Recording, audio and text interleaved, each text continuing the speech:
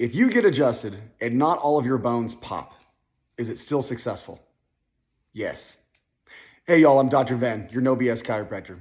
Let's dive right in, and I've got some eye-opening things at the end of this video that you need to hear.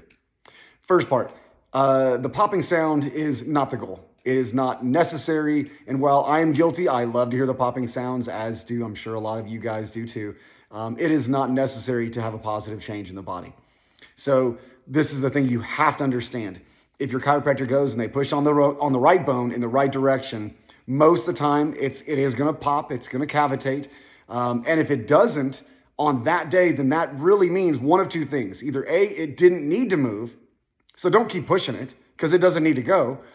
Or B, on that day, for whatever the reasons, your joint is only healthy enough to move a little, maybe shift, but not pop.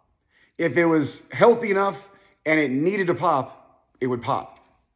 So in that situation, the answer is not try 20 different ways to make that bone pop until it finally pops. In that sense, you're forcing it. You're moving a bone that really might not need to pop or may just simply, or may shouldn't pop on that day. So a good push on the right bone in the right direction is all you need. And yes, if you hear a pop, great. That means it moved that much better. If you don't, leave it. You made change. Come back on the next visit. So patients, that's good for you to understand because you need to know when you see a good chiropractor, you're not always going to hear a pop, and that's okay.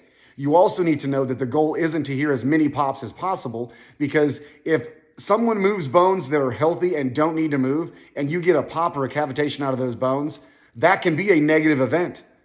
That can be a very negative, and that can actually hurt your spine in some ways. It can create a looseness or a hypermobility in those joints that can create undue and unnecessary wear and tear and stress on your joints and your spine. Now, the part that I really want you to understand is because I know a lot of you YouTubers love to watch those crack addict videos where you hear lots of popping and literally every bone moves, not only just once, but probably 5 times. And it sounds awesome and it feels good at the moment. I know it does. It feels good at the moment. That is a huge endorphin release in the body. I get it. But that does not mean that it's healthy. So just because you have a lot of bones move doesn't mean that it's healthy for your body long term. And you must understand this. Now, why is this critical?